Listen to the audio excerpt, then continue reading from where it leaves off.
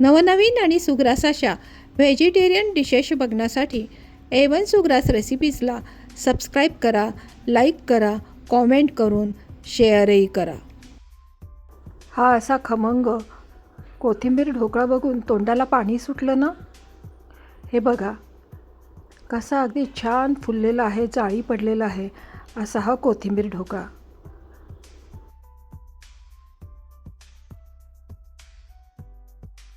नमस्कार. A1 सुग्रास रेसिपीमध्ये मी अमिता दाते आपणा सर्वांचं स्वागत करते.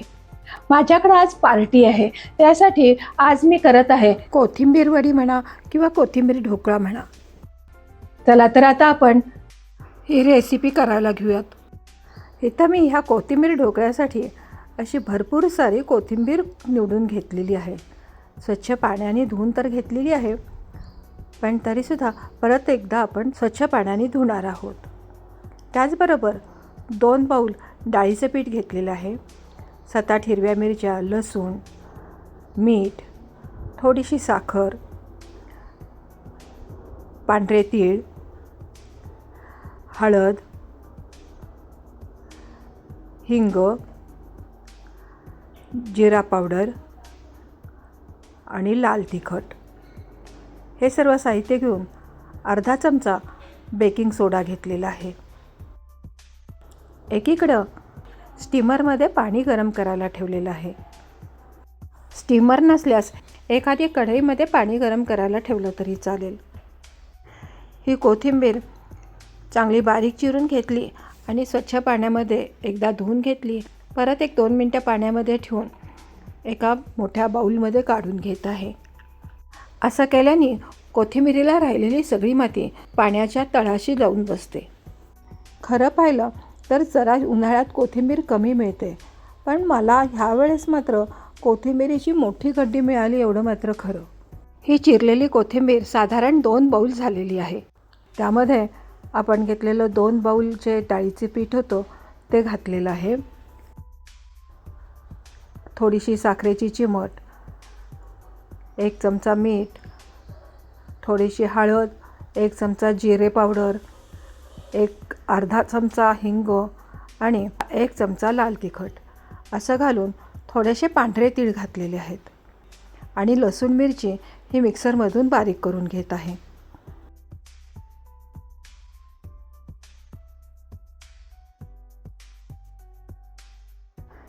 ही लसूण मिरचीची पेस्ट ही सर्व घालून पहिल्यांदा सर्व साहित्य कोरडंच मिक्स करून घ्यायचं आणि मग नंतर थोडं थोडं पाणी घालून भाज्याच्या पिठा इतकं सैलसर भिजवून घ्यायचं.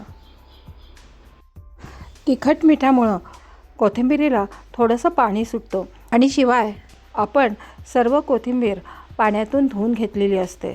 त्यातही उरलेलं जे पाणी असतं त्यामुळं ते पीठ सैल होण्याची शक्यता असते. म्हणून पहिल्यांदा सर्व पीठ कोरडं कोथिंबीरीला लावून घ्यायचं.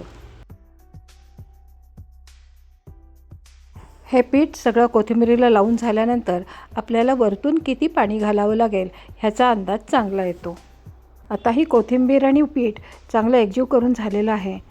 त्यामध्ये थोडं थोडं अजून पाणी घालते आणि भाज्याच्या पिठा इतपत सैलसर असं हे पीठ भिजवून घेत आहे. अगदी जास्त पाणी घालू नका, कारण जास्त पाणी झालं तर ढोकळा जास्त फुलणार नाही. व्हिडिओत दाखवलेलं आहे तेवढंच हे पीठ सैलसर ठेवा. अशा प्रकारे केलेली कोथिंबीरीची वडी ही फंक्शनलासुद्धा साईड डिश म्हणून एक उत्तम पर्याय आहे आणि एकदम टेस्टी असल्यामुळं सगळ्या लोकांना खूप आवडते, खूप छान लागते. हा एक कोथिंबीर ढोकळा असं म्हटलं तरी चालेल, कारण हा छान फुलतो आणि लोकांना खूप आवडतो. हा माझा एक अनुभव आहे. एका प्लेटला किंवा थाळीला असं छान तेल लावून घ्यायचं आणि ती बाजूला ठेवायची.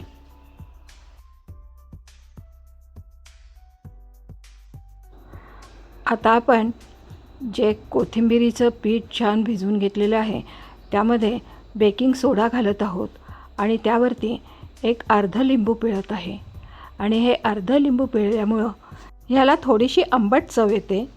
ह्या लिंबाची आंबट चव असल्यामुळं थोडीशी साखर वापरली तर ही चव बॅलन्स्ड होते.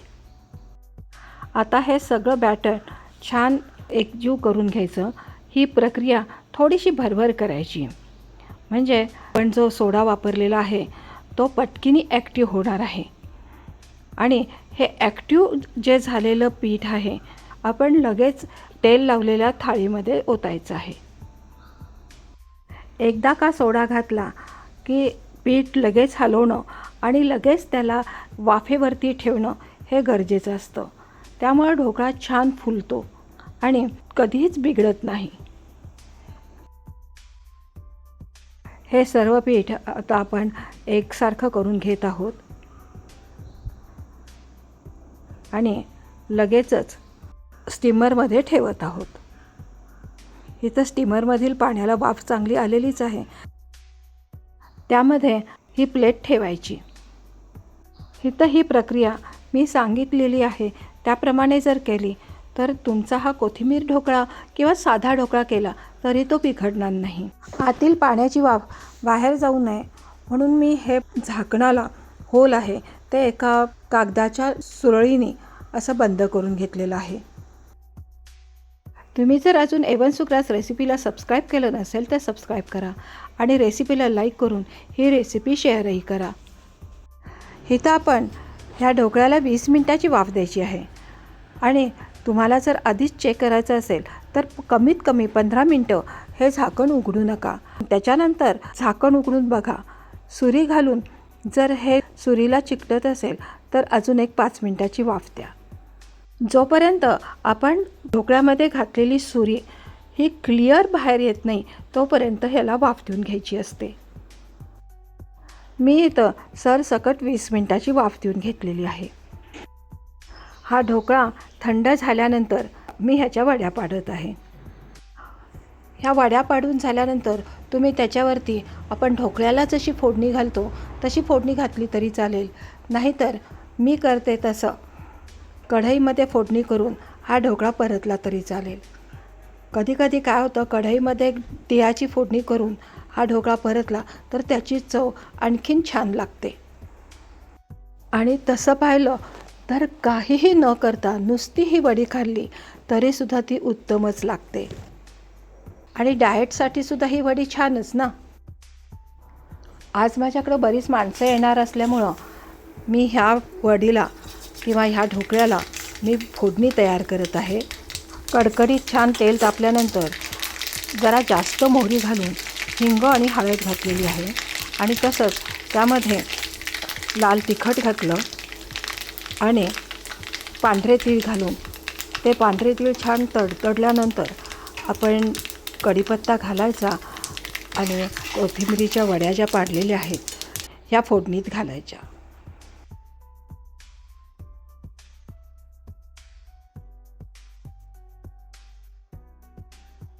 असा केलेला तडका हा मस्त खुसखुशीत आणि खमंग होतो ना. त्यावरती ह्या वड्या परतल्या की त्याची टेस्ट अफलातून लागते. इथं मी तुम्हाला एक वडी अशी ढोकळ्यासारखी कशी झालेली आहे ती दाखवत आहे. हा असा फोडणीतला ढोकळा किंवा फोडणीतली वडी किती छान दिसते बघा बरं. आणि खमंग तर विचारू नका. मी ह्याचं कौतुक खमंगपणासाठी जास्त करते आहे. यावरूनच तुम्ही लक्षात घ्या की हा ढोकळा वडी हा खूप छान होतो.